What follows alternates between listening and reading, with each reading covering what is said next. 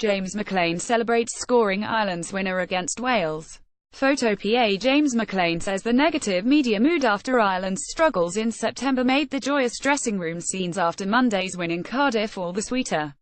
The Derry man noted the downbeat reaction to a one-point return from the key games with Georgia and Serbia. And the match winner in the famous success over Wales admitted that was in his mind as Martin O'Neill's players celebrated the victory that has kept them in contention to make next summer's World Cup.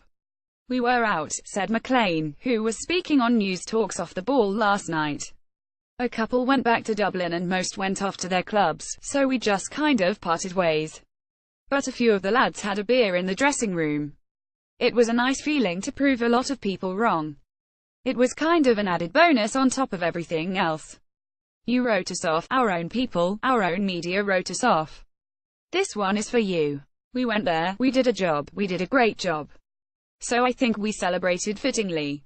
Like I said, we have two massive games coming up against whoever we get. But on the night we rightly deserved the win and how we celebrated was special." McClean is looking forward to the excitement of November, although it's a time of the year where he tends to come under scrutiny in England because of his refusal to wear the poppy on his shirt. The Derry man has articulated his reasons before and says the abuse no longer irks him. "It is the reality of football," he said. "If you let it get to you, it could break you down. But it happens not just to me but to everyone. Everyone wants to build you up so they can break you down.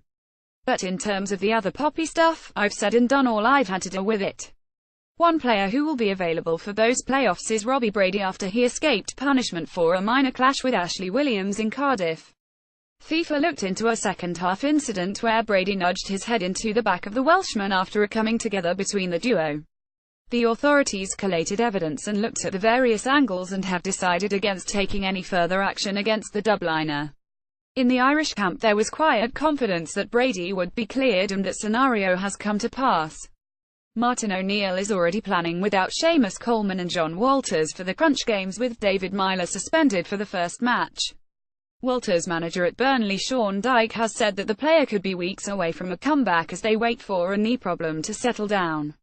But O'Neill said earlier this week that he didn't envisage the veteran striker being available. The FA yesterday announced that tickets for the home leg of the playoff would go on public sale next Friday.